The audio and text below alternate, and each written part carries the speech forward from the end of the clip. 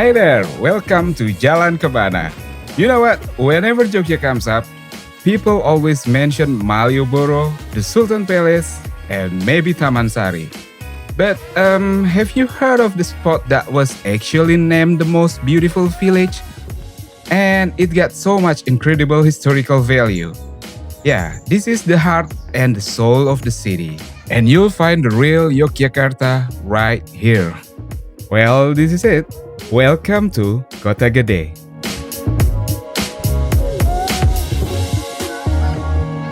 In the next 8 minutes, we're hitting up one of the oldest villages in town. We'll check out an ancient market, get lost in some hidden alleys, watch silver being handcrafted, and snack on things you literally can't find anywhere else. Let's go then. Right now, I'm taking you to a place that literally older than your great-great-grandparents. Seriously, we're talking about a market that's been the heartbeat of Yogyakarta since 1500. This is Pasar Legi. It was actually built way back in 1582. And the whole idea behind it was going to be the main economic hub for the Mataram Islamic Kingdom at that time. Pretty cool, right? When you're at Pasar Legi, look for a snack called Kipo. You gotta try this. I mean, you must try this. And it's exclusive to this area. Trust me, your taste bud will thank you. Our next destination is well kept secret. The road to Oma UGM takes us through Gangsoka, an alleyway that offers you truly captivating atmospheres. Gangsoka is the definition of hidden gem in Kotagede. As you step into this narrow lane, you're greeted by the pristine whitewashed walls and beautifully preserved Javanese Dutch architecture.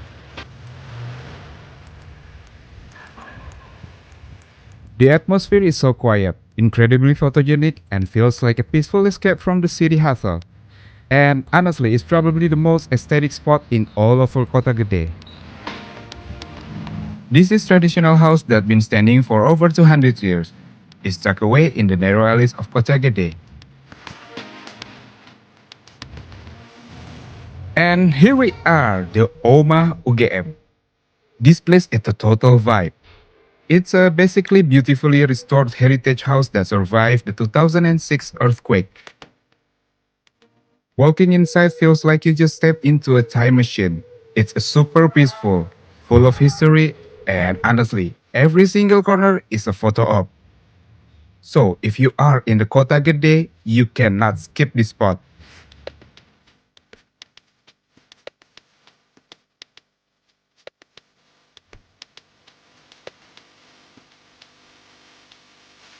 As we're walking from spot to spot, we'll be passing through these alleys with such a calm and chill vibe. And guys, our next stop is actually Gede Mataram Mosque.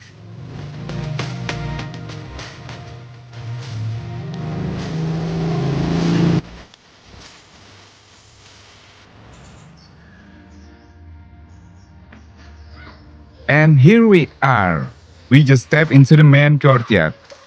You can really feel the history here. But check this out. You see the gates?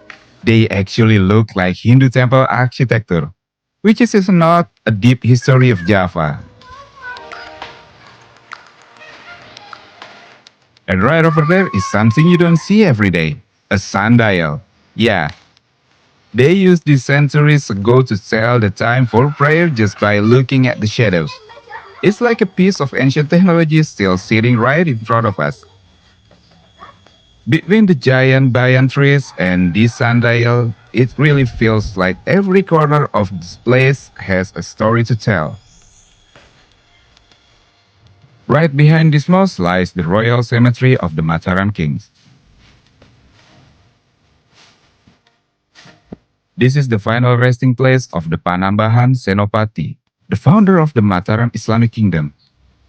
It's a very scared place, and you can really feel deep sense of the respect and spiritual here. People from all over Java come here to pay their respect and pray.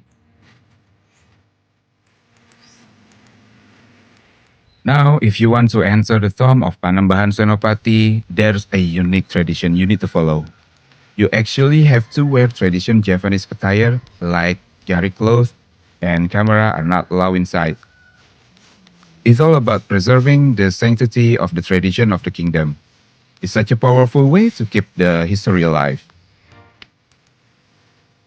Even though I cannot film inside the tomb itself, just being here at the doorstep of the Javanese history is an experience that I'll never forget. But wait, the journey doesn't end here.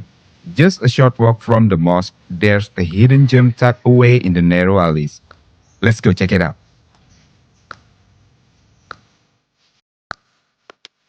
Yep, we've made it. This is Between Two Gates. It's one of the most photographed spots in Kotagede.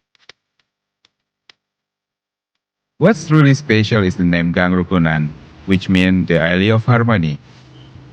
It's a private path shared by the families here, symbolizing how they have lived together in peace for generations. It's quiet, it's authentic, and it honestly feels like time just stopped here.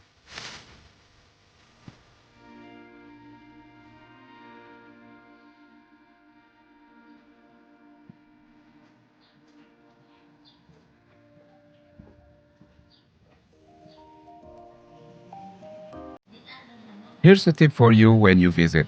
You'll notice how quiet it is, right? That's because there's a local custom here where people turn off their motorbike engines and walk them through the alley. So if you come here to take photos, remember to keep your voice down and just soak in the serenity. It's not just the backdrop of our photo. It's a living community that's been here for centuries.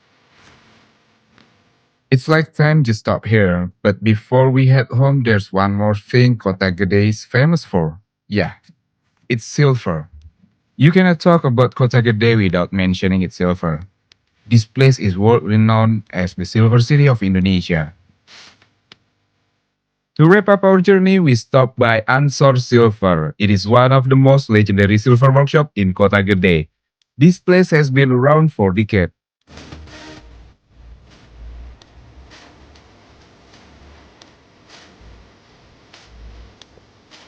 You can actually see the artisan network creating this amazing intricate design called Filigree. It's all handmade, tiny silver wire woven into beautiful jewelry. The level of passion and skill here is just the next level. Honestly, guys, Kotagede has a soul that you just have to feel for yourself. If you are inspired to visit and want to explore this spot with a local touch, don't be hesitate to contact us. Whether you need a guide or custom itinerary, you can reach us through WhatsApp or email. All the details are right there in the description. Don't forget to subscribe, comment, share, and like our channel. And see you guys on our next video. And see ya!